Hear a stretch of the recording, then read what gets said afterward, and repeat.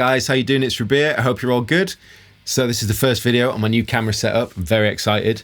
So we've got 3 angles now in crispy 4K goodness. So hopefully it looks good. But anyway, this is a video just to give you a quick lesson on the riff I did for the Jared Dines Djent 2020 compilation, which I was very thankful to be asked to do. That was really cool. And yeah, basically I got so many requests asking to teach the riff that this is why I'm making the video. So at the start of the video, you heard the actual part that I sent to Jared, and I'm just going to try and break it down. For this riff, you want to be in drop G, so if you're on a baritone 6 string, it should be in B standard. Tune the whole guitar down a whole step, and then further tune your low string down like a normal sort of drop D situation to give you drop G.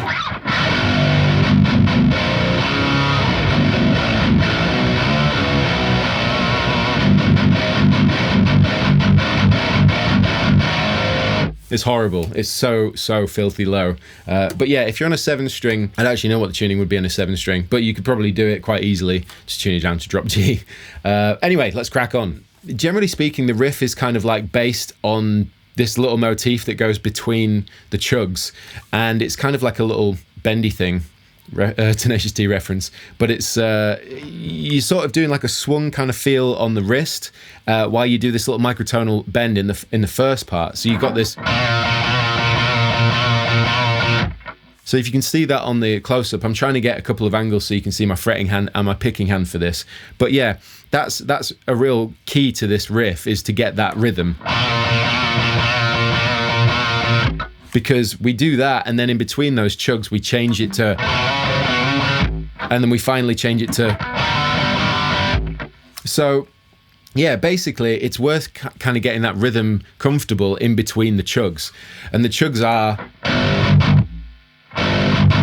so together you get that kind of vibe. So you might want to loop that to start with, just get used to doing that.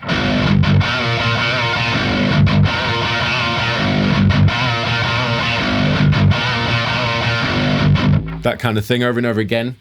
And then the next thing I would suggest to do is to get used to the other little bits rather than getting these fills in between the crazy little bendy thing that I did.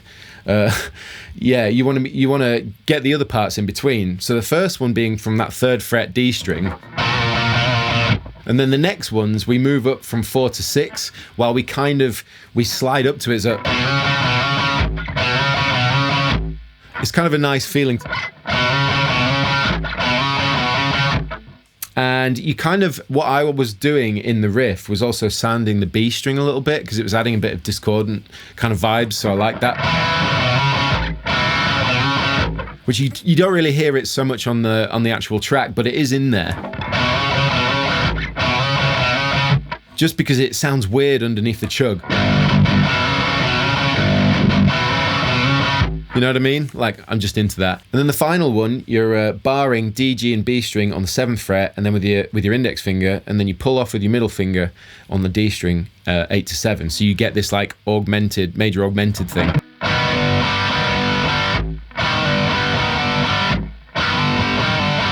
So the rhythm stays the same, but yeah, you're pulling off from that 8 to 7 on the D string to get, yeah, that cool augmented sound under the chug.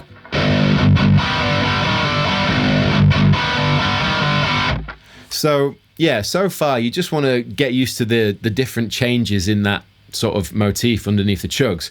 So you might want to just loop them. So you start with the chug and then start the first one and then move to the second one and then the third one. So quick recap, the first one is that 3rd fret D string bendy thing underneath the chug.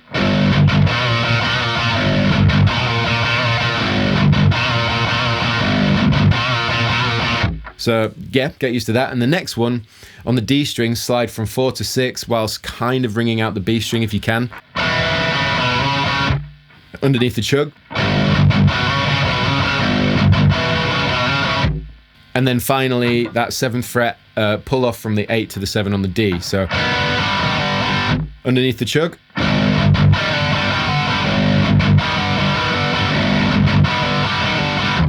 So all 3.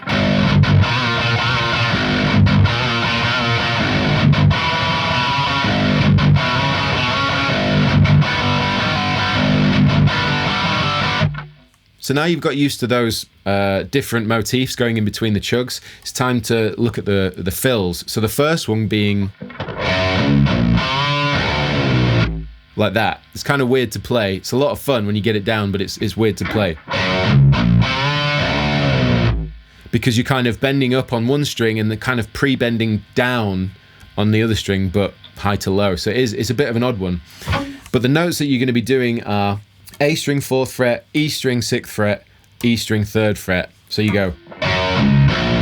And it sets you up for, and I use my ring finger to play D string 5th fret, bend up as hard as you can, and then use your index finger to pre-bend the 3rd fret, E string, and bend down. So.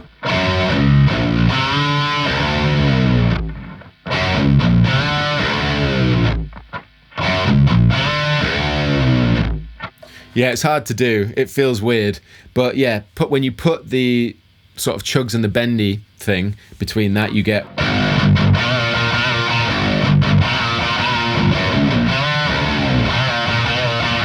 And that's the hardest bit for me, is going back to the bendy thing after that first sort of bend down on the E string. It is hard to do, but it took me a while, but you get it down and it feels really good to do. So that...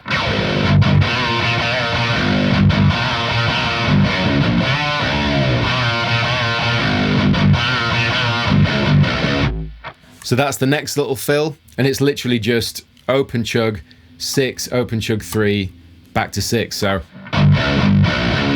really simple. And that comes after, again, the second lot of bendy things. So both parts.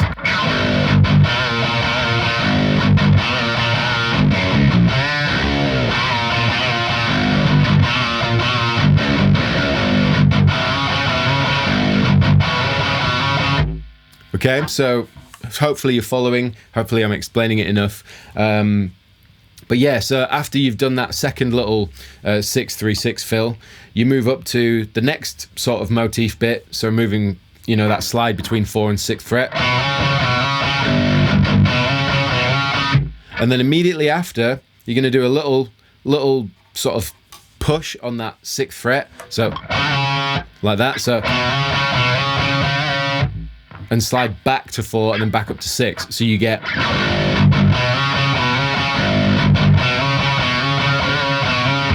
Yeah? So it's simple little lick, just... And then you repeat that, but on the octave down on that E string. So you get... So however most comfortable for you to play that, but I kind of move between index finger and then I jump over to the middle finger to do the next bit. So you get...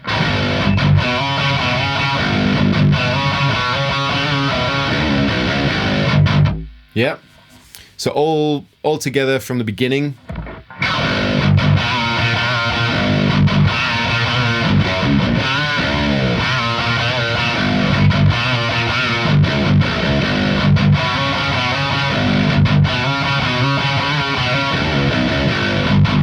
So in the last part, we've got the chugs and that final melodic motif. And once we've done that, we jump straight to this chord, which starts on the 8th fret with your index finger, then 10 with your middle finger, and 12 with your little finger between the E, A, and D string. It's a nice sounding chord. So you're going to go...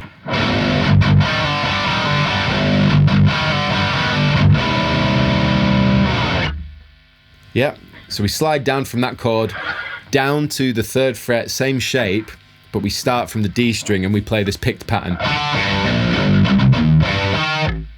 It's pretty simple, but yeah, so you're going to go 7 on the D string, 5 on the A string, 3 on the E string, then open, and then we're going to do a little double on the 5th fret, up to 8, and then 5 on A string, and then 8 on D string.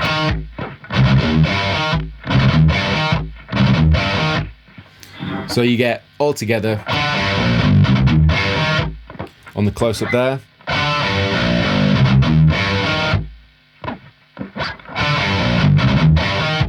So that very ending sort of final melodic motif into the end of the riff goes...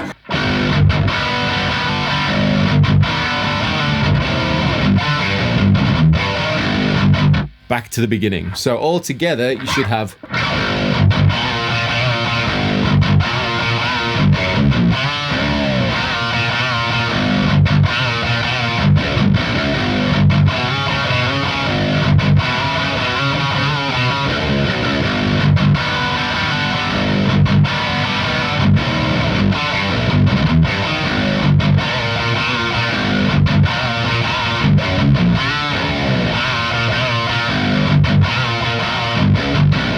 So hopefully that made sense. It's kind of, I don't think I'm the best at teaching riffs, but I'm trying my best. And really, it's really about getting those rhythms, like I was saying. So whether it's, you know, the motifs in the middle, so those, you really just want to feel comfortable with those. And then I would say that the hardest part of the riff is probably that bendy riff, the one that starts on that 4th fret, you go. And that's just hard because as you're bending up with your ring finger, you kind of need to pre-bend with your index finger on that E string back down. So like...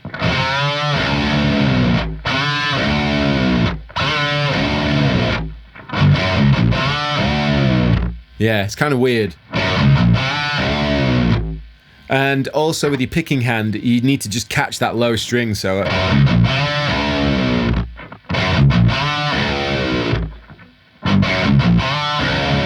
you could kind of up pick it, but you might strike the A string. So I prefer to down pick it.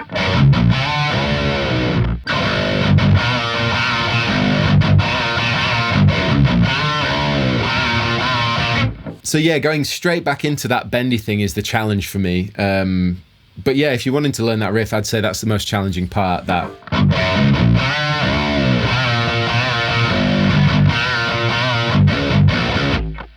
yeah, hopefully, if you wanted to learn this riff, if you're one of the people that asked for this video, then this is helpful. There you go. Hopefully you enjoyed it. Let me know what you think in the comment section below. And if you want any more riff tutorials from different songs, please comment in the comment section below.